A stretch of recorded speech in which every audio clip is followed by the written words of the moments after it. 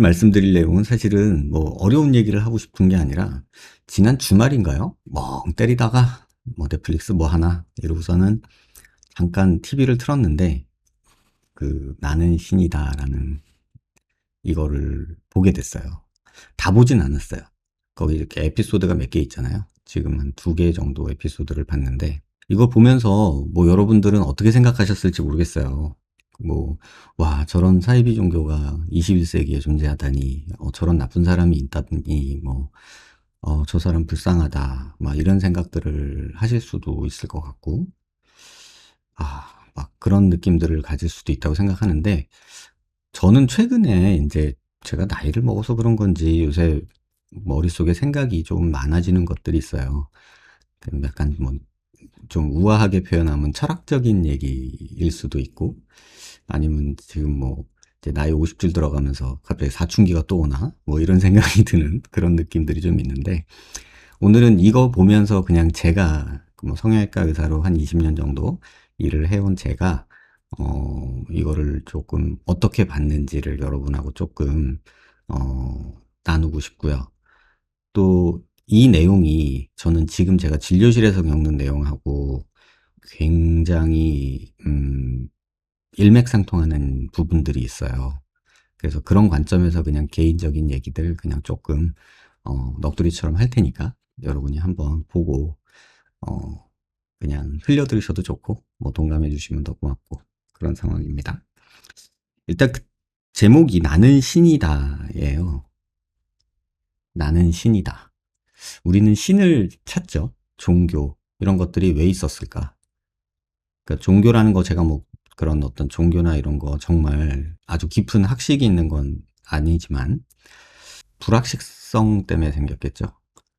옛날에는 뭐 원시 시대에는 토템이라 그래가지고 돌덩이 큰 거에다가 기라기 뭐 이렇게 인사하기도 하고 절도 하기도 하고 그렇게 하잖아요. 그리고 뭐 산에는 이렇게 산에 있는 산신령이 있다고 생각을 하고 뭐 비가 안 오면 기우제를 지내고 뭐 이런 것들이 있죠. 그러니까 종교라는 게 결국은 그런 것 같아요. 인간이 뭔가에 의존하고 싶어 하는 거예요. 힘들어서 맨날 심심한 이런 인간들이 아니라 사는 게 너무 고단하고 뭔가 불안정하고 그래서 뭔가에 의존하고 싶어지는 마음이 항상 있죠. 그게 종교로 발전하기도 하고 또 뭐 종교라는 탈을 쓴 어떤 다른 모습일 수도 있고 뭐 무속신앙일 수도 있고 요새 여러분들도 점 보러 가시나요? 뭐 타로점, 뭐 별점, 뭐 별거 별거 다 있죠. 뭐 오늘의 운세, 뭐 띠별 운세, 사주 이런 거 여러분 믿으시나요? 전 잘 안 믿거든요. 근데 살면서 한 이제 50줄 들어가다 보니까 그런 생각이 들어요. 이게 인력으로 안 되는 게 있네. 이게 어떻게 보면은 팔자소관인가? 뭐 이런 생각을 자꾸 저도 모르게 내뱉을 때가 있어요. 아무튼 그런 종교가 뭔가 의존하고 싶어지는 인간의 마음인 것 같아요. 그래서 그 마음이 항상 뭔가를 기대하게 하고 이제 그런 건데 의학에서는 이런 사이비 의학이 옛날부터 존재를 했죠. 이걸 뭐 꼭 나쁘다고 못됐다, 나쁘다, 사기꾼들 이렇게 말할 게 아니라 이게 약간 시대상인 것 같아요. 그러니까 제가 어렸을 때 초등학교 시절에 뭐 배가 아파서 양호실에 가잖아요. 정확히 말하면 저는 국민학교를 나왔고요. 양호실에 가면은 양호 선생님이 배에다가 빨간 약을 발라줬어요. 그러면은 그 약을 바르고 입으로 호호 불어줘요. 그러면 금방 낫은 듯이 안 아파지고 운동장에서 뛰어놀았어요. 축구하고. 지금 생각하면 말도 안 되는 짓이거든요. 진짜 어이가 없는 거예요. 제가 의학을 배워서가 아니라 배에다가 빨간 약 바른다고 배가 안 아파? 이건 무슨 소리야. 이런 생각이 들죠. 근데 그런 것도 사이비 의학이라고 할 수도 있고, 뭐 우리가 한의학에서 말하는 여러 뭐 것들도 지금 뭐 과학적으로 효과가 증명되는 것도 있지만 실제로는 큰 의미 없는 것들도 또 존재를 한단 말이에요. 그럼 도대체 우리가 이런 세상에서 어떻게 살아가야 되냐는 거죠. 우리는 인스타란 종교를 지금 또 섬기고 있잖아요. 유튜브라는 종교를 섬기고 있고. 엄마 아빠보다 유튜브랑 인스타를 더 많이 보는 세상에 살고 있고 페북을 섬기고 있죠. 그것도 종교거든요, 일종의. 새로운 온라인 종교. 저는 그런 생각이 들어요. 그래서 거기에 취하게 되고, 거기에 중독되게 되고, 의존하게 되고, 약간 이런 모습들이에요. 근데 여기 썸네일에 써놨다, 그림을 봤다시피, 이런 사이비 종교에서는 항상 치유의 기적이라는 거를 말하게 되죠. 예를 들면, 뭐, 아픈 사람이 있는데, 손을 대고 기도를 하니까, 뭐, 아픈 게 사라졌다. 뭐, 암이 사라졌다. 뭐, 안진뱅이가 일어났다. 뭐, 이런 것들 많잖아요. 여러분 대충 들어본 분들 많이 있으시겠지만. 근데 그걸 일반인들이 보면 무슨 생각을 할까요? 좀 말도 안 돼. 뭐 저런 사기꾼. 일반인들은 그렇게 생각하겠죠. 하지만 그 종교 집단에 심취해 있는 사람들은요, 그걸 진짜 기적이라고 믿어요. 그러면 성경이라고 하는, 기독교라고 하는 그런, 내용에서 우리가 생각하는 그 말도 안 되는, 현대과학으로 설명할 수 없는 말도 안 되는 일들이 또 있잖아요. 뭐 홍해가 갈라지고, 뭐 이런 거, 노아의 방주에 뭐 이렇게 들어가고, 이런 거, 뭐, 뭐 죽었다가 살아나고, 뭐 이런 거 되게 어렵잖아요. 그거를 과학적으로 설명할 수 있나요? 어떻게 바다가 갈라져? 바다가 갈라진 게 이제 썰물 때 이렇게 갈라진 게 아닐까. 뭐 이런 생각을 하는 사람들도 있지만, 뭐 말을 하니까는 갑자기 포도주가 생기고 빵이 생기고 막 이런 것도 있고, 기도를 하니까 뭐 어떻게 되고 뭐 이런 것도 있고, 십계명이 새겨진 것도 돌판 들고 올라갔다가 번개가 돌판에다가 새겨준 게 십계명이고, 뭐 이런 얘기들. 사실 현대과학을 배우고 이런 입장에서는 그 말을 믿기가 참 어렵죠. 그러면 그것도 사입이냐? 어렵죠. 그러니까 구교, 카톨릭, 그다음에 신교 이런 것들이 왜 나왔을까? 역사적으로 보면은 다 그때 시대상하고 맞물려 있거든요. 예수가 왜 십자가에 못 박혔을까? 뭐 인간의 죄를 짊어지고 십자가에 졌다, 뭐 이렇게 성경에서는 얘기를 한다지만, 그 시대상을 보면 예수가 사이비 종교였거든요. 로마 정치 그 시절에 보면은 사이비 종교여서 돌 던지고 막 그랬어요. 집단적으로. 예수가 십자가 끌고 이렇게 올라가는데 막 돌 던지고 그랬잖아요, 사람들이. 그러니까 이런 것들도 있잖아요. 그거 어떻게 설명할 거냐? 제가 뭐 지식이 얇아서, 믿음이 부족해서 이런 것들에 대해서 그렇게 얘기할 수도 있겠지만, 또 불교도 그렇잖아요. 뭐 깨달으면은 이렇게 뭐 해탈을 해가지고 뭐 이런다, 뭐 이런 거 있잖아요. 뭐 면벽수도, 뭐 가부좌 틀고서 이렇게 돌아가시는 승려님들도 계시고, 그리고 또 저 달라이라마 이런 데, 북쪽에 그 라마승 이런 데들은 보면은 어 다시 부활한 뭐 부처다, 뭐 이런 얘기도 하고, 또 뭐 많잖아요. 힌두교 이런 데 가면은 웬가 뭐 팔다리 여러 개 달린 귀신 같은 애들이 막 있고, 뭐 그런 거 있잖아요. 그다음에 뭐 알라신 믿는 애들은 또 뭐, 또 뭐 기도하면서 막 엎어지고 하루 세 번씩 어떻게 하고 막 이런 거 있잖아요. 뭐 잘 모르지만 그런 것들이 도대체 왜 생기냐? 이성적으로 생각하면, 과학적으로 생각하면, 조금만 합리적으로 생각하면 도대체 이게 뭐지? 뭐 하나 이렇게 딱 끊어지는 맛이 없어요. 그러면 그런 종교들이 왜 그렇게 많을까? 그런 생각을 해보면 결국은 우리가 방향을 모르고 절대적인 어떤 진리? 이런 거를 추구하는 과정에서 찾지 못하니까 뭔가를 만들어 놓고 그럴싸한 얘기들과 많은 사람이 믿는 거에 약간 동조하는 그런 거잖아요. 그래서 어느 나라는 종교가 불교였다가, 어느 나라는 종교가 이슬람이 됐다가, 국교가 막 이런 식으로 바뀌잖아요. 우리나라도 고려시대는 불교가 국교였다가, 조선시대에서는 유교가 됐다가 뭐 이렇게 바뀌잖아요. 그런데 그걸 다 그러면은 뭐 종교의 허상이라고 말할 것이냐? 꼭 그렇지도 않죠. 실제 그 기적 같은 일들을 경험하는 사람들도 있죠. 저 역시도 경험을 하거든요. 살면서, 야, 이건 사람이, 제가 병원에 있으니까 오죽 많이 받겠어요. 이 사람은 나을 사람이 아닌데 어떻게 나섰지? 뭐 이런 경우. 내가 배운 지식으로는 신경이 잘렸는데 어떻게 감각이 있지? 이런 말도 안 되는 경험들을 한단 말이에요. 우리가 아는 것들은 정말 너무 일부분에 불과하고, 제가 의사 생활을 하면서도 겪어요. 절대 붙을 것 같지 않았던 뼈가 어떻게 생겨서 붙지?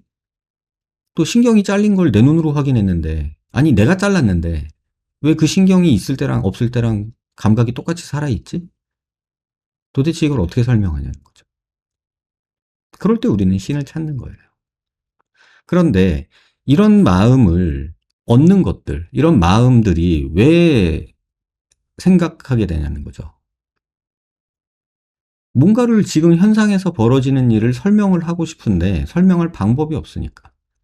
그런데 그런 기적 같은 일을 보게 되면은 처음엔 반신반의하지만 그걸 자꾸 보다 보면은 또 그거를 믿게 돼요. 옛날에 그 전국민 사기가 있었죠. 유리 겔라라는 그 마술사가 방송에 나와가지고 저도 숟가락 방송 보고 TV 보면서 그 숟가락 비볐거든요. 유리 겔라? 여러분 아시는지 모르겠지만 전 국민이 TV 앞에서 숟가락을 비비고 있었어요. 숟가락 휘라고. 그 공중파 방송이었습니다, 여러분. 대한민국에서 벌어진 실제 일이에요. 이런 것들이 벌어지는 이유가 뭐냐. 이런 거에 대한 생각들이 이제 나이가 들어가면서 점점 많아지더라고요. 이 썸네일에 써 있는 거는 기도를 하면서 손을 내면서 안주기도인지 뭐 어떻게 하는지 뭐 이렇게 손을 대니까 기도를 하게 되는 거죠. 그런데 우리가 모르니까 이게 낫냐 안 낫냐 뭐 이런 거죠. 그런데 그럼 이 방송을 보면서 여러분은 어떤 생각을 하시는지 모르겠어요. 와, 여기에 등장하는 저분은 진짜 나쁜 놈이다. 뭐 이렇게 말할 수도 있죠. 그러면 만약에 지금 우리가 저 방송에서 저 다큐멘터리, 넷플릭스 다큐멘터리에서 나왔던 것 중에서 그냥 뭐 예를 들면 뭐 중강간, 뭐 신도들을 뭐 데려다가 뭐 강간을 하고 뭐 어쨌든 그럼 이 부분이 빠졌다고 생각해봐요. 그러면 멀쩡한 종교일까요? 어떻게 생각하세요, 여러분? 그러면 뭐 여신도를 데려다가 뭐 이렇게 성적 어떤 대상으로 삶았다. 그것만 빼면 괜찮은 종교일까요? 그런 거에 대해서 한번 생각해 보셨나요? 이분하고 계속 싸우고 계신 김도영 교수님이라고 계시거든요. 단국계 수학과 교수. 수학과 선생님이니까 얼마나 이렇게 딱딱 떨어지한 걸 좋아하겠어요. 그러니까 저런 말도 안 되는 소리를 하고 사이비 집단 같은 그런 생각이 들어서 30년 동안 이제 싸우고 계시죠. 본인이 많이 피해를 받으시고 아버님도 많이 다치시고 린치당했다고 하잖아요. 그럼 그런 일들이 왜 생기냐?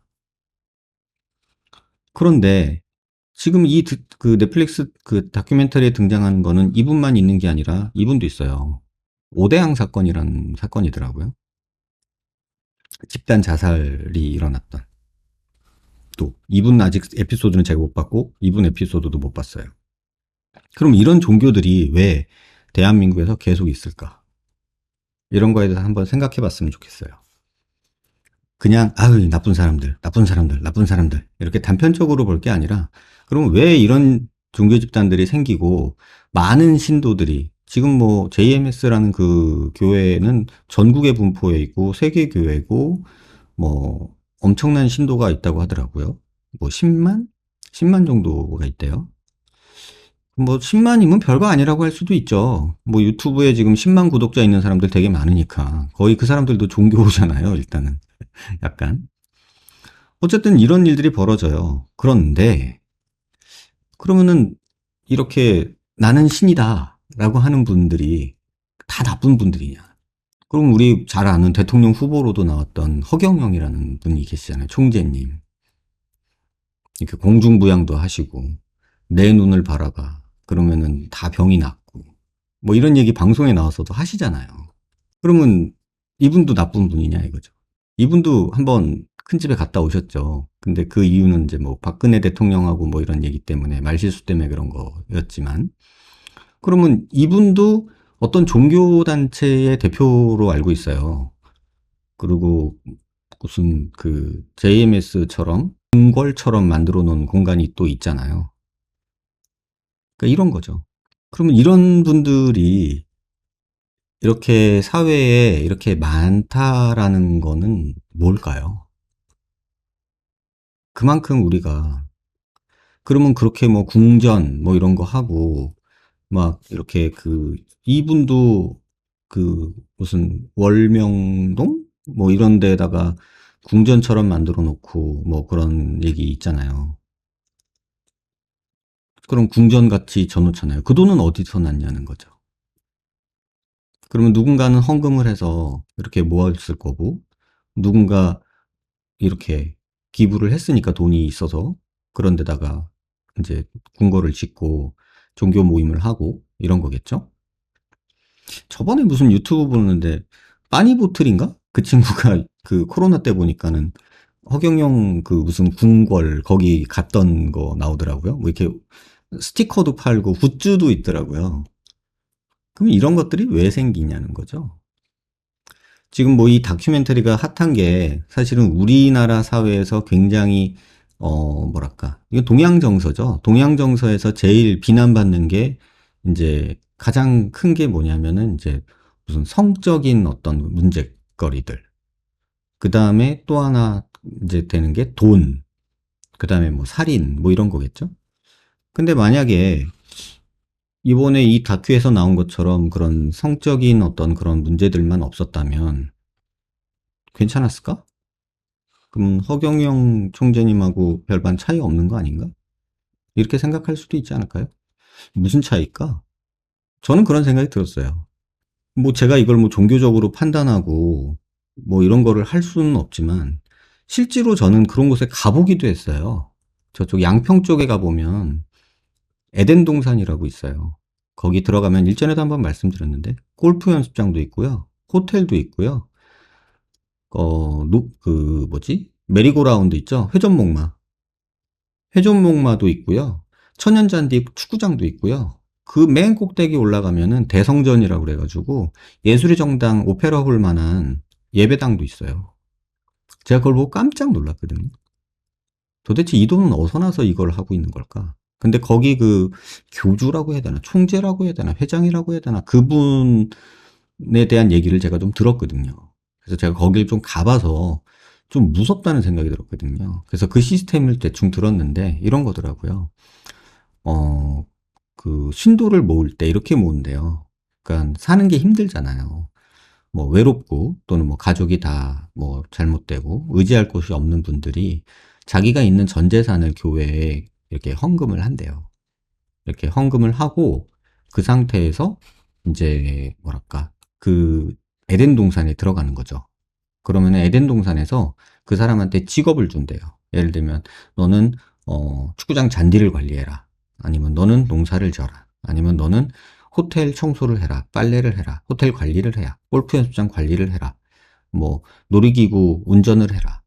또는 뭐 예배당 뭐 관리를 해라. 뭐 이런 식으로 직업을 준대요. 그리고 그 에덴 동산이라는 공간 안에서 먹고 자고 살고 할 수 있게 해주는 거죠. 오히려 그것 때문에 안정감을 느끼기도 하는 거예요. 그래서 그렇게 전 재산을 기부하고 그곳에 간다는 말을 하더라고요.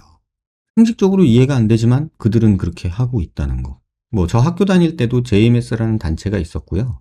뭐 정확하게는 잘 몰랐지만 저 학교 다닐 때도 이대, 연대, 뭐 고대, 뭐 홍대, 뭐 서강대 이렇게 저 신촌에 모여 있던 그 학교들이 연합한 서클이 있었어요.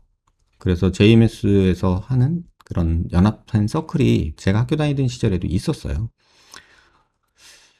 근데 뭐 별 관심 없어가지고 안 쳐다보긴 했는데 알고 보니까 그게 그거였더라고요. 아무튼. 그래서 이런 얘기를 제가 오늘 왜 하냐. 이게 성형외과에서 진료실에서 제가 느끼는 거랑 굉장히 좀 유사성을 띠더라고요. 한번 그냥 제가 정리를 대충 해봤어요. 저런 사이비 종교 그런 것에 빠지는 사람들의 공통점. 그러니까 삶에 대한 방황이 있죠. 뭐 경제적인 문제 아니면 가정사 아니면 뭐 부모님의 어떤 뭐 학대 또는 뭐 부모님의 이혼 또는 뭐 집안의 부도 또는 뭐 사귀던 여자친구와의 이별 뭐 여러 가지 있을 수 있죠. 아니면 직장 내에서 뭐 잘렸다든가 아니면은 뭐 학교에서 따돌림을 당한다던가 뭔가 이런 삶에 대한 방황, 좌절 이런 것들이 있어서 무기력 같은 게 있는 사람들이 있을 수 있죠. 더글놀이라는 그 송혜교 씨 나오는 또 넷플릭스 드라마랑 요거랑 살짝 연결시켜 보면 조금은 저는 그런 생각을 가지고 있어요. 그런 삶의 무기력, 좌절, 막 진짜 도망칠 수도 없는 그런 상황, 그런 상황에서 맞닥뜨려 있는 상황에서 그냥 그 수렁에서 허우적대는 그런 느낌이 들었을 거 아니에요. 그런데 송혜교 씨는 더 글로리라는 드라마에서 독하게 마음먹고 이겨먹으려고 이제 막 악바리처럼 이렇게 복수를 이제 하겠죠? 아직 안 했으니까. 이제 보면 재밌을 것 같은데. 그런 대리만족이죠, 우리. 나는 저렇게 못했는데, 저렇게 대리로 복수해주니까 얼마나 시원해요. 카타르시스가 있는 거죠. 근데 그런 사람들이 많다는 거예요. 그걸 또 크게 느끼는 사람도 있고, 작게 느끼는 사람도 있고. 예를 들면은, 이건 또 좀 다른 얘기일 수도 있지만, 제 학교 다니던 시절 동창이 폐암으로 세상을 떠났거든요. 벌써 한 4, 5년 전 얘기인데, 그 녀석이 죽기 전에 저한테 전화를 했었어요. 딱 한 달 전에. 자기가 폐암이라는 걸 저한테 얘기하진 않았고, 그건 장례식장 가서 알았어요. 한 달 전에 목소리 듣고 싶어서 전화를 했던 것 같아요. 그래서 뭐 삼겹살이나 한번 먹자, 뭐 이렇게 대화를 마쳤던 친구였는데, 그 친구가 그때 저한테 했던 말이 뭐 형 잘 지내? 뭐 어떻게 지내? 넌 어떻게 지내냐? 뭐 내 인생이 다 족같지 뭐 이런 식의 얘기를 계속해. 항상 말투가 그런 친구였거든요. 뭐 내 인생이 뭐 다 그렇지 뭐 항상 뭐 이러면서 욕도 잘하는 친구예요. 뭐 시발 해가면서 막 그래요. 뭐 다 족같지 뭐 재활의학과 있던 친구인데. 그럼 형이 삼겹살이나 한번 사줄게. 삼겹살이나 먹자. 이제 이러고 통화를 끊었었는데 한 달 있다가 장례식장에서 모여서 얘기를 들어보니 저한테 전화할 무렵에 친하게 지내던 그 몇몇 친구들한테 다 전화를 돌렸던 거더라고요.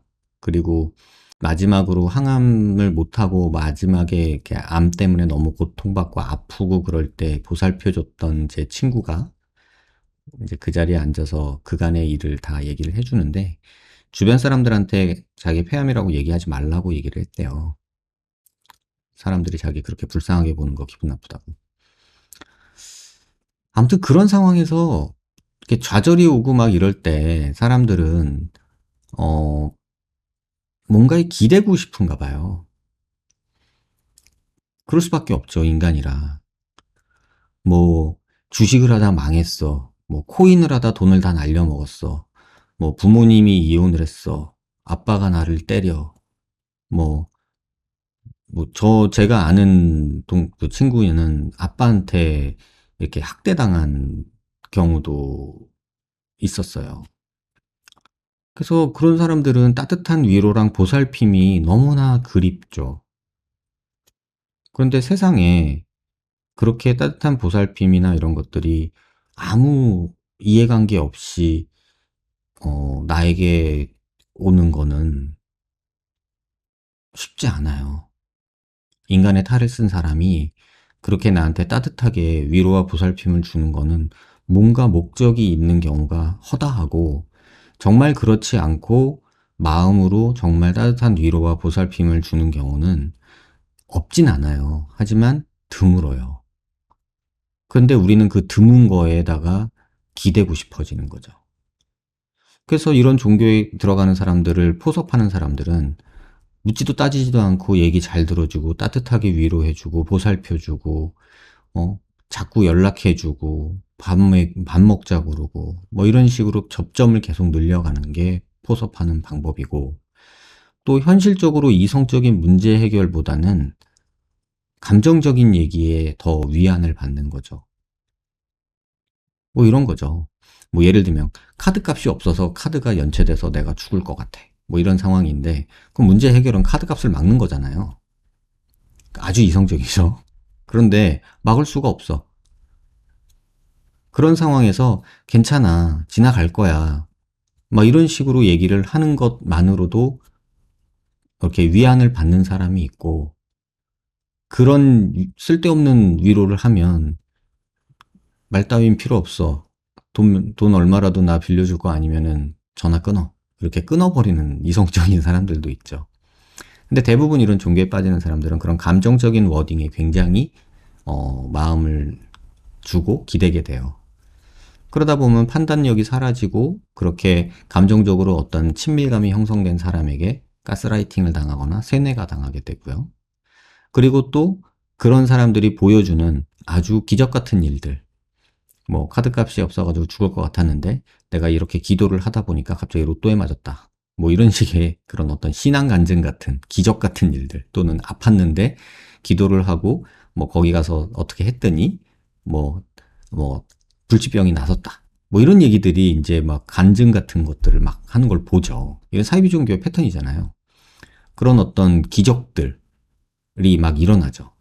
그러면 그거를 통해서 저런 것들이 나한테도 일어날 수 있어. 그럼 나한테 일어나려면 나는 지금 어떻게 카드값을 갚기 위해서 기도를 열심히 하고 저 종교에 더 맹신해야 돼. 뭐 이런 이상한 판단 로직이 작동을 하는 거죠.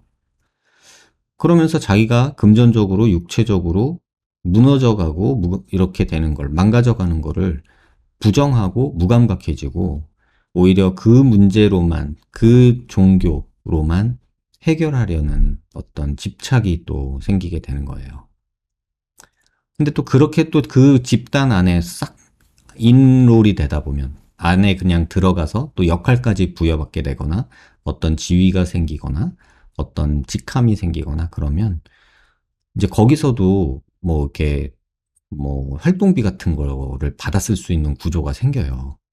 그러면 정서적으로 도움을 받고 현실적으로도 도움을 받는 그런 게 되죠.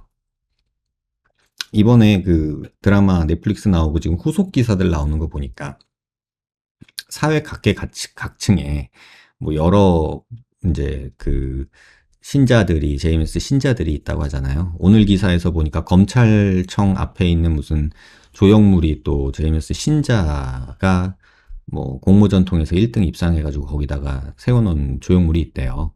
근데 그 조형물 만드신 분 인터뷰를 했더니 이거는 그 JMS의 그 총재님을 모함하는 거다라고 인터뷰를 했다고 하더라고요.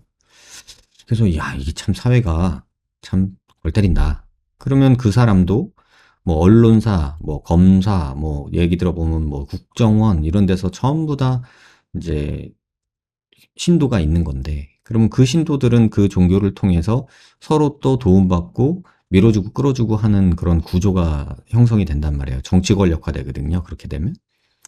그러면은 더 못 벗어나고 그 종교 안에서만 이제 활동하게 되고 그 로직에 빠지게 되고 고립이 되는 거죠. 뭐 이런 거 많아요, 여러분.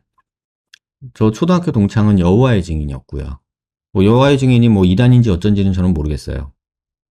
그래서 여호와의 증인이었고 그것도 뭐 이단으로 돼 있나요? 어떻게 돼 있는지 모르겠는데 뭐 아무튼 조금 신기했어요. 결혼도 교회에서 정해주고 뭐 통일교인가? 거기도 집단 결혼하죠. 이렇게 뭐 이렇게 뭐지 잠실운동장 같은 데 모여가지고 결혼할 사람을 그날 처음 보잖아요. 이제 그런 일들이 생기죠. 그런 통일교라는 집단도 있고. 그러니까 이런 거죠. 그래서 그런 집단들을 우리는 왜 우리 주변에 이렇게 보고 있느냐는 거죠. 그래서 이런 것들이 왜 있냐. 그게 바로 우리가 이런 사람들이 있기 때문이에요. 자, 그럼 오늘 제가 얘기했던 이유. 그러면 사이비 종교도 있고 사이비 의학도 있어요. 그러면 우리 얘기를 해보자고요. 그럼 성형외과 진료실에서 저는 이 모습을 다 보는 것 같아요. 솔직히 저는 이걸 다 보는 것 같아요. 아까 토끼가 잠깐 얘기하기도 했잖아요. 삶에 대한 방황, 처한 상황에 대한 좌절, 무기력이 있을 때 성형수술을 통해서 이걸 극복하려는 마음도 있다고. 아까 토끼가 잠깐 그런 말 했거든요. 수술을 통해서 이 모든 걸 바꿔보고 싶은 거예요. 예를 들면, 제가 경험한 것들 그냥 나열해 볼게요. 흔히 말하는 퐁퐁남? 요새 좀 있는? 그러니까 남자분인데 결혼을 하고서 와이프를 열심히 서포트하고 도와줬는데 와이프가 나중에 바람피고 이혼하자고 그래서 또 위자료 주고 그러고 나서는 완전히 벙찌는. 제 친구 중에도 그런 퐁퐁남이 있거든요. 외국으로 유학을 갔는데 결혼을 해서 보내고 싶은 아버지 마음이 있어서 결혼을 해서 유학을 했어요. 그런데 뭐 와이프가 미국까지 온 마당에 살림만 하는 거는 좀 그래서 제 친구 아버지가 와이프 공부도 하라고 공부도 시켜줬어요. 그랬는데 학교를 졸업하고 그 와이프가 한국에 취직이 돼가지고 한국 회사로 취직을 했어요. 그랬는데 그때 아기가 있었거든요. 아기는 미국에 두고 와이프만 들어온 거예요. 그러고서는 떨어져 지내다가 한국에 들어와서 아기 보여주고 싶어서 제 친구가 한국에 들어왔더니 와이프가 뭐 딴 남자랑 있는 거를 본 거죠. 그래서 이혼을 했거든요. 근데 이혼하면서도 그래도 뭐 위자료로 또 몇 억 줬더라고요. 재산 분할인가 뭔가 뭐 하여튼 소송해가지고 그것도 뭐 한다고 한 2, 3년 걸리더라고요. 그런 상황을 겪은 사람들이요. 어떤 일을 하냐면요. 그런 일을 겪고 나면 내 얼굴을 성형을 해서 뭐 다시 태어나고 싶다. 이런 생각을 하는 것 같아요. 또 반대로 여자분 중에 이제 그렇게 이혼을 하거나 뭐 이런 분들도 있거든요. 그래서 그런 분들이 갑자기 몸을 다 성형을 하고 싶어 하는 경우도 저는 종종 봐요. 근데 그런 걸 보면, 음, 지금 삶에 대한 어떤 문제, 또는 나를 아껴주지 못해서 생긴 문제, 또 내가 어떤 뭐 남자 또는 여자로서의 마음이 없음으로 뭐 이렇게 매력이 없어지는 것 같아서 나를 가꿔주지 못해서 내가 이런 일을 당했다라는 어떤 그런 뭐 마음 이런 것들이 합쳐져 가지고 성형을 계획하시는 분들도 꽤나 있어요. 그래서 수술을 통해서 삶의 변화를 꿈꾸죠. 근데 그 수술이 어떤 수술이고 이 수술을 하면 어떤 걸 얻을 수 있고 어떤 걸 잃을 수 있고 이런 게 아니라 그냥 감정적으로 이 수술하면 요렇게 돼. 뭐, 김태희 얼굴 만들어줄게. 한가인 코 만들어줄게. 뭐, 이런 식의 어떤 감정적 마케팅이나 상담에 휘둘릴 수밖에 없고요. 또 주변에서 또 그런 걸 보면, 야, 나 이렇게 하면 괜찮을까? 라고 물어볼 때, 또 주변에서, 너 그러면 진짜 괜찮아질 것 같아. 이런 말들에 본인들이 휘둘리죠. 그리고 병원을 찾아서 가면 그런 마음 상태에서 수술 전후 사진 광고들, 또는 뭐 의사들이 설명하는 이거는 나만 할 수 있어. 특수한 나만의 방법. 뭐 이런 식의 어떤, 뭐랄까, 사람 애간장 끌게 하는 그런 마케팅을 이제 들으면 막 기대감이 막 형성이 되는 거죠. 그러고서 검증을 한다고 온라인을 뒤져요. 그러면은 그런 수많은 병원에서 깔아놓은 엄청나게 촘촘한 마케팅 그물을 벗어나지 못하거든요. 제가 볼 땐 여러분은 그 마케팅 그물을 벗어날 수가 없어요. 그래서 광고를 통한 판단력이 흐려지는 가스라이팅 또는 세뇌도 벌어져요. 뭐 이런 식이죠. 두통엔 펜잘, 생리통엔 계보 올인, 뭐 이런 식으로 얼굴이 커? 안면 윤곽, 윤곽 3종. 이런 말이 왜 나오냐는 거죠, 도대체. 얼굴이 뭐 지방이 많어? 얼굴 지방 흡입, 뭐 윤곽 주사, 막 이런 것들이 막 생기잖아요. 그래서 그런 거에 집착하게 돼요. 근데 그러면서 수술을 반복하고 시술을 반복하게 되는데 육체적 금전적 손해는 무감각해지고 수술을 통해서만 어떻게 구원을 받으려는 약간 수술이 종교가 돼버리는 그런 상황으로 되는 것 같아요. 또 그러다가 일반인들하고 이런 대화를 하면 안 돼요. 또 먹혀들질 않아요. 정신 차려. 너 수술 왜 중독이야. 뭐 이런 식으로 얘기를 듣는 게 또 겁나게 싫거든요. 이런 사람들은. 근데 온라인상에서 그런 사람들끼리 또 모여서 님 힘드시겠어요? 힘내세요. 뭐 이러면서 온라인상에서 감정적 교감을 주고받으면서 또 거기에 또 매몰돼요. 되게 비슷하지 않아요, 여러분? 응? 되게 비슷하지 않나요? 우리가 그만큼 나약하고 힘들다는 뜻이에요. 오늘이에요. 어떤 환자가 상담을 왔는데 광대 수술을 하고 볼이 처진 것 같대요. 그런데 선생님 저는요 이쪽 볼이 더 처진 것 같아요. 그래서 고개를 이렇게 돌리면 이쪽 살이 이쪽으로 쏟아지는 것 같이 느껴져요. 이렇게 얘기를 하더라고요. 그럴 수 있나요? 이렇게 얘기를 하더라고요. 제가 뭐라고 답했을 것 같아요, 여러분? 이렇게 했을 때 볼이 쏟아지는 것 같아요. 환자가 이렇게 말을 해요. 제가 뭐라고 말했을까요? 그쵸. 광대 수술하면 그럴 수 있어요. 그렇게 얘기했을까요? 한번 맞춰보세요.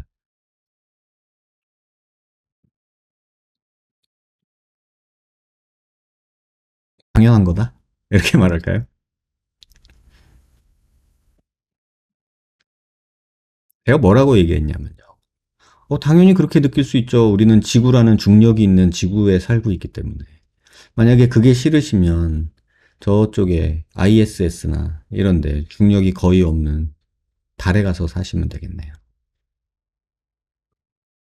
우리는 지구라는 중력이 있는 곳에 살고 있잖아요. 그러니까 밑으로 처지는 느낌 드는 거 당연하죠. 뱃살도 밑으로 처지지 위로 올라붙진 않잖아요. 그렇게 얘기를 했거든요. 그 갑자기 기분 나빠하는 거죠. 그렇게 되면. 뭐야! 이러면서. 자, 병원에 상담으로 오면서 재밌는 경우가 있어요. 괜찮아요? 라고 물어보는 경우들 많잖아요. 선생님, 저 광대 분류압인 것 같아요. 진짜 괜찮아요? 이렇게 말하는 분들이 있어요. 그러면 네, 괜찮아요. 이 정도면 분류압 아니에요. 제가 이렇게 해주잖아요. 진짜요? 정말요? 이러면서 계속 물어봐요. 그럼 제가 반대로 물어요. 왜요? 분류압이라고 제가 얘기하길 바라세요? 분류압이 아니어서 아쉬운 사람처럼 왜 그래요? 아니요, 그럴까봐 걱정돼서.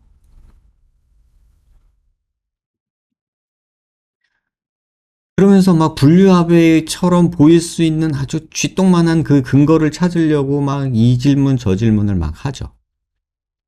왜 그럴까요? 불안해서. 자, 그런 상황이면 제가 만약에 사이비 종교 교주였다면 내가 금전적으로 이렇게 돈을 벌고 싶다면 분류압입니다. 당장 뭐 하셔야 됩니다. 이대로 두면 큰일 납니다. 이렇게 얘기하면 바로 수술대에 눕겠죠. 여기 조금 벌어져 있는데 이 정도는 괜찮아요. 라고 얘기하면 정말 괜찮아요? 진짜요? 평생이요? 이렇게 얘기하겠죠. 그런 사람한테 이거 이대로 두면 안 됩니다. 여기 분류가 보이시죠? 여기 뼈 안 붙은 거예요. 여기 뭐 뼈 이식을 하든 뭘 하든 해야 돼요. 재수술해야 됩니다. 안 그러면은 나중에 볼살이 다 무너져 얼굴이 처져 흘러내려요. 이렇게 얘기하면 바로 수술대에 눕겠죠. 재능이 있어 보여요. 하려면 잘할 수도 있을 것 같긴 해요. 그런데 또 제가 그런 분들한테 제가 항상 드리는 말씀이 있어요. 여러분들한테도 질문할게요. 양말 2개 신으면 키 커지나요? 제가 이 질문을 왜 여러분들한테 하냐면요. 제가 초창기에 사각턱 재건했던 환자, 2013년도에 했던 환자가 얼마 전에 와가지고요. 원장님, 저 뼈 침식 있나요? 봐주세요. 이러는 거예요. 그래가지고 CT를 막 보여주면서, 야, 이거는 10년 됐는데 뼈 침식이라고 말할 게 진짜 별로 없다. 뭐 억지로 뭐 있다고 우기면은 뭐 0.1mm나 있을까 말까? 이렇게 얘기를 했어요. 그랬더니 그 환자가 저한테 뭐라고 질문하는지 아세요? 그러니까 뼈 침식이 있다는 거예요, 없다는 거예요? 이렇게 묻더라고요. 그래서 제가 그렇게 물으면 난 있다고 말할래 라고 얘기를 했어요. CT에서는 거의 안 보여. 근데 있어요, 없어요 라고 이렇게 나한테 OX로 물어보면 난 있다고 말할래. 이렇게 얘기했어요. 그랬더니 얼마나 있어요? 또 그 얘기로 가요. 뭐 굳이 말하자면 뭐 0.1mm나 있을까? 뭐 거의 그 정도 미만인 것 같아. 그 정도면 없는 거 아니에요? 그치? 나는 없다고 얘기하고 싶은데 굳이 있냐 없냐 그러면 있다고 말할 것 같아. 그랬더니 질문한 사람이 이렇게 말하는 거예요. 아니 이건 물어도 답이 아니잖아. 이렇게 되잖아요. 그래서 제가 그랬죠. 말장난하는 것 같다는 거죠, 저한테. 그래서 제가 그래서 반대로 물었어요. 양말을 2개 신으면 키가 커지나요? 이렇게 물었어요. 여러분 뭐라고 대답을 해야 되죠? 양말을 2개 신으면 키가 커지나요? 이 질문에 뭐라고 답을 해야 될까요? 제가 의사예요. 여러분도 한번 대답해 보세요. 양말을 2개 신으면 키가 커지나요?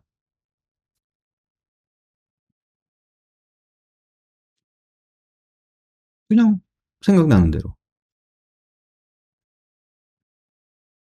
제가 의사인 백정화는요, 양말을 2개 신으면 키가 커진다고 답을 해야 돼요.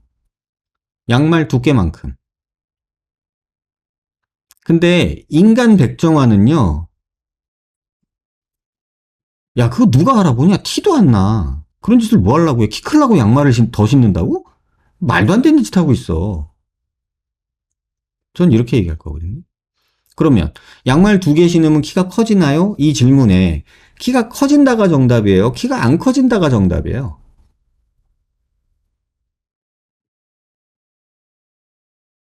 뭐가 정답이죠?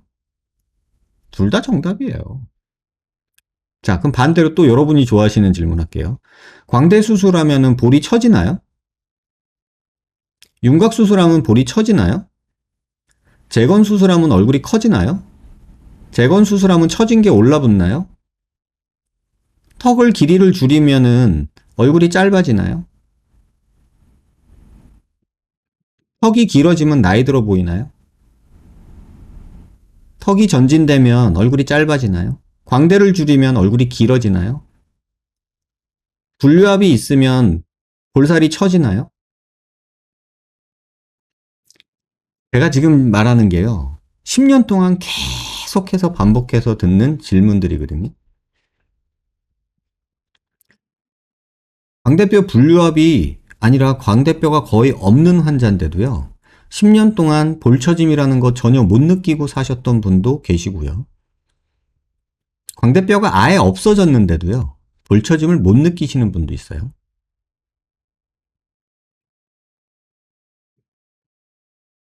윤곽수술하고서요. 볼처짐은커녕 얼굴이 달라붙어서 얼굴이 쭉 올라간 것 같다고 너무 좋아하시는 분들도 계시고요. 그런데 일반론으로 얘기하면 윤곽수술을 하고 나한테 OX 푯말을 들어라. 그러면 의사백정화는 뼈 수술을 하면, 뼈가 작아지는 수술을 하면 살은 무조건 처지는 게 원칙이죠. 그러나 모든 환자에서 그런 건 아니죠. 피부 탄력이 좋거나 피부가 살이 별로 없는 환자에서는 처짐이 거의 안 보이죠. 마치 양말 2개 신다가 양말 하나 벗은 것처럼.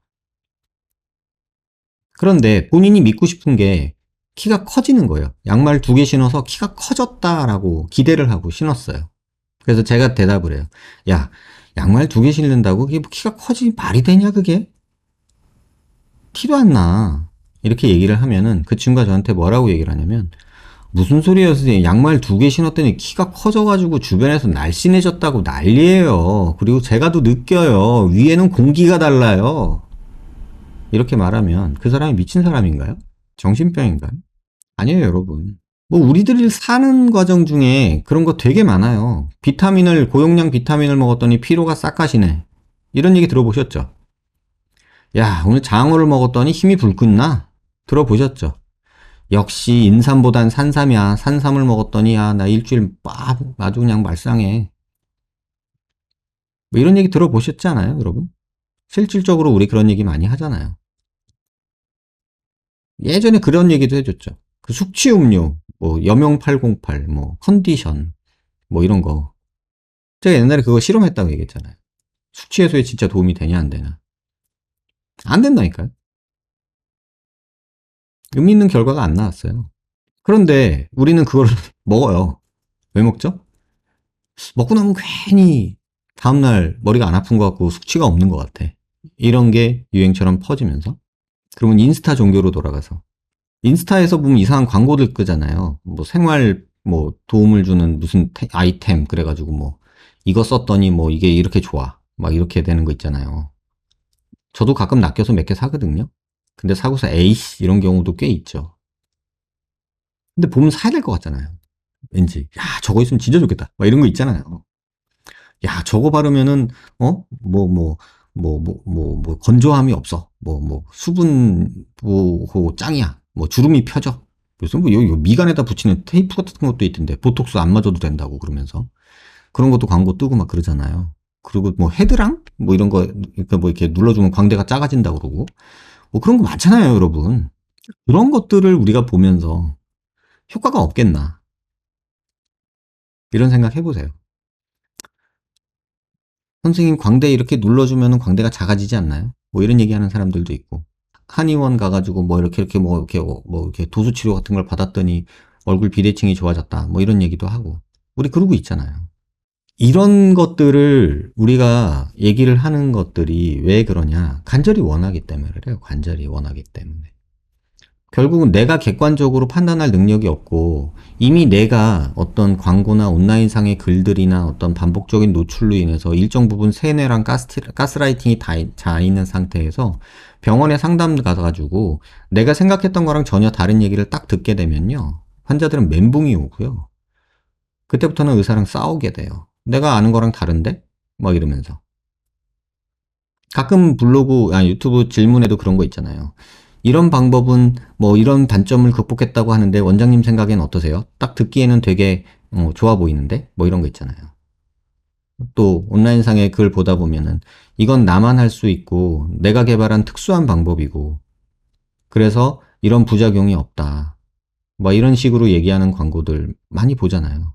그 마음이 간절히 원하기 때문에 간절히 원하는 얘기를 해주는 사람이 나한테 메시아인 거죠. 그래서 의존하게 되고 기대게 되고. 제가 아까도 그런 얘기 잠깐 나왔는데 방송에서 하는 얘기랑 진료실에서 저를 본 사람들이 진료실에서 되게 땡땡거린다 이런 얘기 많이 하죠. 왜 그러냐면요. 지금 방송에서는 우리가 일반적인 얘기를 하는 거잖아요. 일반적인 얘기. 그 환자의 얘기가 아니라 일반적인 얘기를 하는 거예요. 원칙, 원리. 여러분들이 성형이라는 테마 안에서 제가 말하는 것들을 듣고 여러분이 판단할 수 있는 눈을 길러주고 싶은 게 제가 하고 싶은 일이지. 내가 잘났어. 나 이런 거 잘하지. 뭐 이러면서 자랑하고 싶은 방송을 전혀 하고 싶지 않거든요. 그러니까 그거예요. 이런 것 때문에 고민하는 사람들한테 내가 이런 방법은 얘기해 줄 수는 있어. 라고 얘기해 줄 수는 있죠. 하지만 그 방법이 너한테는 어울리지 않아 라고 판단이 되는 경우도 있단 말이에요.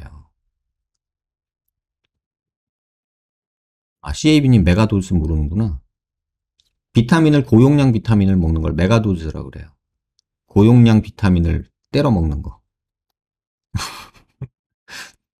그래서 그렇게 먹는 게 뭐 좋다 뭐 이런 논문도 있고 그래요. 근데 그게 그렇게 뭐 나이스한 건 아닌 것 같고. 메가도스가 잉어킹이 진화한 거야. 갑자기 포켓몬이 나왔어 왜. 미치겠다 진짜. 흡수 안 돼요. 소변으로 다 대부분 나가고 자칫하면은 요도 결석 생길 수도 있고 요로 결석 생길 수도 있고 막 그런 뭐 부작용이 있다고는 하는데 또 메가도즈를 찬양하는 분들도 계세요. 그리고 최근에는 기능의학이라고 해가지고요. 지금 가정의학과 전공하신 선생님들이 주로 그런 걸 많이 하시는데 아주 근거가 없진 않아요. 그런데 아직 정립되지 않은 본인도 이 치료를 했는데 그게 왜 좋아졌는지는 모르는데 좋아는지더라. 뭐 이런 식의 얘기를 하면서 기능의학이라는 영역이 지금 우리 의학계에서도 벌어지고 있거든요. 그러니까 뭐 피 검사를 했더니 뭐가 낫고 뭐가 높고 그래서 그걸 보충해 줬더니 그런 증상들, 말도 안 되는 증상들 뭐 이런 것들이 사라지더라. 뭐 이런 얘기들을 지금 뭐 신앙 간증하듯이 이렇게 페북이나 이런 데 올려주시는 선생님들이 계세요. 근데 저는 그 영역은 잘 모르니까 뭐 이게 한의학에서 하던 것들이 이렇게 양의학에서 조금 진단 기술과 어떤 양리학적 기전들을 이론으로 삼아서 그렇게 하고 있는데 아주 뭐 이렇게 헛소리 뜬구름 잡는 얘기는 아니고 그래도 근거는 있어 보이지만 아직 명확하진 않은 그런 영역도 물론 회색지대인 영역도 존재를 해요. 그래서 뭐 이걸 뭐 다 나쁘다 말할 수는 없어요. 우리가 모르기 때문에 몰라서 그런 거니까. 뭐 모차르트는 매독이어가지고 수은 먹고 수은 중독으로 죽었잖아요. 뭐 그런 거 많아요 옛날에. 응? 옛날에 뭐 이렇게 흑사병 돌 때 뭐 어떤 치료했는지 여러분 뭐 아시면 되게 황당할 거예요. 마치 제가 초등학교 때 배에다가 배 아프다고 빨간 약 바른 거나 똑같은 상황들이 그 옛날엔 다 있었어요. 그러니까 그런 것들이 우리한테 계속 있는 이유는 우리가 무지하기 때문이고 다 알지 못하기 때문이고 그래서 새롭고 뭔가 신묘한 것을 기대고 싶어 하는 마음이 있고 그거에 대한 계속 갈망이 있고 그 갈망이 때로는 의사들에게 욕심을 부리게 만든다고요. 나만 할 수 있고 내가 발명한 신묘한 것이기 때문에 이 방법이면 다 돼. 뭐 이런 식으로 광고하고 싶고 이거 나만 해. 내가 개발한 나만 할 수 있는 방법이야. 뭐 이런 얘기들로 자기를 포장하죠. 근데 그거 다 어떻게 보면은 사이비 초입 단계죠. 조금은 겸손했으면 좋겠다는 생각이 들어요. 내가 왜 이런지는 모르겠는데 내가 이렇게 했더니 대부분 결과가 좋던데? 라는 정도로 얘기해도 될 것 같은데 마치 모든 문제를 해결한 양 그렇게 말하면 안 되죠. 옛날에 황우석 박사님이 그 전례를 남겨주셨잖아요. 전 그분이 나쁜 분이라고 생각하진 않거든요. 근데 그분도 성공이라는 어떤 그런 목표에 취해서 선을 넘으신 것 뿐이에요. 그분이 복제형 돌리 만들던 시절에, 응? 우리 뭐 강아지도 만들고 복제하고 막 이런 거 했잖아요. 실제로 한 건 맞거든요. 그리고 그때 그 사람 난자 뽑아가지고 이렇게 뭐 수정하고 치환하고 했던 거, 그 바늘 찌르는 거, 젓가락으로 바늘 찌르는 거 있죠? 그거 하는 애가 제가 아는 동생이고요. 지금 걔도 벤처회사 차려가지고 나름 열심히 연구하고 있어요. 그러니까 뭐 이렇게 한 건 맞는데 선을 넘은 거죠. 조금은 조심스럽게, 조금은 뭐랄까 겸손하게 했어도 되는데 이게 또 일을 하려면 또 자금이 필요하고 연구 자금이 필요하고 그러니까 주목받고 싶고 과장하게 되고 포장하게 되는 게 또 이 업에서도 특징이기도 해요. 학회 같은 데 가서도 보면은 뭐 중국 애들 발표하는 거 보면은 말도 안 되는 짓거리 갖고 뭐 결과 몇 개 보여주고서는 막 뻥치는 애들도 있고 온라인상에 뭐 블로그나 유튜브 보면은 의사들이 하는 방송인데도 불구하고 정말 어떻게 저렇게 말하지라는 생각이 들 정도로 근거 없는 얘기들 막 이렇게 자기를 포장하기 위해서 하는 분들도 계시죠. 뭐 성형외과 전문의도 아닌데 성형외과 전문의인 것처럼 이렇게 얘기하는 그런 방송 하시는 분들도 많이 보이고. 그런데 문제는 뭐냐면 제가 그냥 오늘 드리고 싶은 말씀은 그런 사람들의 말과 글이 여러분들이 보기에 훨씬 편하고 좋습니다. 제 방송처럼 이렇게 막 논문들이 되고 막 근거들이 되고 CT 분석하고 자료 재고 이러잖아요. 그러면 대부분의 사람들은요, 저 뭐 어려운 얘기한다. 몰라. 결론이 뭐야, 그래서. 몰라. 이렇게 돼요. 어떤 환자가 저한테 했던 말이 저는 제일 기억에 남아요. 그게 현실인 것 같아요. 어떤 조금 나이가 있으신 환자분이 저한테 그런 말을 하시더라고요. 선생님, 저 수술 전에 선생님 유튜브 봤어요. 그런데 수술 전에 볼 때는 그냥 어려운 얘기해서 보고 뭔 말 하는지도 모르겠고 그래서 그냥 딴 유튜브 봤더니 되게 말도 쉽게 하고 편하게 하고 자신만만해 하길래 거기 가서 수술했어요. 근데 수술하고 나니까 그제서야 선생님 유튜브에서 하는 말이 귀에 들어와요. 그게 현실인 것 같아요. 그래서 여러분들한테 오늘 해주고 싶은 말. 과연 이런 종교, 이런 사람들이 나쁜 것일까? 여기 나오는 이런 많은 악인들이 과연 이 사람들이 나쁜 것일까? 우리가 만들어낸 건 아닐까? 우리가 만들어낸 허상 아닐까라는 생각도 저는 하게 돼요. 이들을 옹호하고 싶은 게 아니라 우리가 그만큼 나약한 존재이고 그러기 때문에 조금 번거롭더라도 본인이 알아야 되고 판단할 수 있는 능력을 길러야 되는데 그러지 못한 채로 세상에 나오는 것 같고 또 온라인이라는 게 만들어지면서 더 이러한 것들은 더 팽배하게 많아질 것 같다라는 생각이 들어요. 요새 가장 또 유튜브 안에서 또 시끄러운 얘기가 그 주식 방송하는 사람들 얘기거든요. 주식 방송하는 사람들이 유튜브에서 하도 이러고 저러고 떠드니까 그거 따라서 이렇게 뭐 주식 샀다가 망한 사람들 또는 구독자가 많아지면서 그걸 이용해서 광고비 뭐 주식 주가 조작 이런 거 하면서 돈 버는 사람들 얘기들이 굉장히 많이 나오고 있거든요. 왜 그럴까요? 돈 벌고 싶어서 그런 얘기에 막 그렇게 매달리게 되는 거죠. 뭐 저는 잘 모르겠는데 코인도 그런 코인 방송 같은 게 있었던 걸로 알아요. 뭐 이렇게 리딩 해준다 뭐 이러면서 공부시켜주는 척 하면서 그런 것들이 사회 문제가 되는데 제가 볼 때는 이런 어떤 사이비 종교나 온라인상에서 벌어지는 뭐 성형 광고 홍보 뭐 글이나 영상이나 또 뭐 주식 뭐 공부 가르쳐 주는 것처럼 하는 그런 것들이나 그런 것들 다 똑같은 것 같아요. 원리는 똑같아요. 메커니즘은 똑같고 인간은 본인이 나약하기 때문에 누구한테 기대고 싶고 누군가가 끌어주길 바라고 누군가가 끌어주면 그 사람이 신격화되고 그 사람을 통해서 뭔가를 얻고 싶어지는 거죠. 기대고 싶어지는 그 마음. 똑같죠. 그래서 우리는 이런 기적을 바라는 거고 이 손길이 나한테 와주는 따뜻한 것이기를 바라지만 대부분의 경우는 아니구나 라고 생각하고 이용당했다 라고 생각하고 상처받고 또 좌절하는 게 우리 삶의 모습이 아닌가. 그러지 않으려면 차라리 아무것도 하지 않는 게 낫고 뭔가를 하려고 준비를 한다면 본인이 똑똑해지고 공부를 해야 된다. 그러지 않으면 잘못된 길에 빠지기 너무 쉬운 세상 아닐까. 옛날보다 더 쉬운 게 된 것 같아요. 세상에 핸드폰이 생기니까 보이스피싱이 생기질 않나. 보이스피싱 갖고 뭐라고 하니까 무슨 뭐 스미싱인가 뭔가 뭐 그런 것도 생기질 않나. 뭐 하여튼 점점점 나쁜 놈들은 머리를 써서 우리 모르는 사람들을 이용하려고 하잖아요. 그래서 이런 일들이 벌어지는 모습이 이 성형업계에서도 똑같이 있는 게 아닐까. 이런 생각이 듭니다.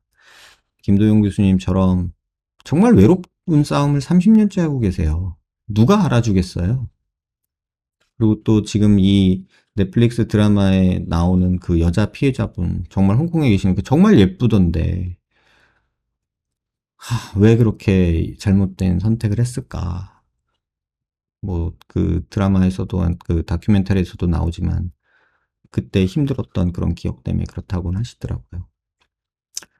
이분도 굉장한 분이시죠. 이렇게 외로운 싸움을 이렇게 해가기가 쉽지가 않습니다. 본인 아버지가 그렇게 린치를 당하면서도 굽히지 않고 이렇게 싸워오시는 것도 대단하다라는 생각이 들고, 관심 가져주시고 응원해 주셔야 이분의 30년 노력이, 좀 헛되지 않지 않을까, 이런 생각도 해봅니다. 정신 바짝 차리고 삽시다, 여러분.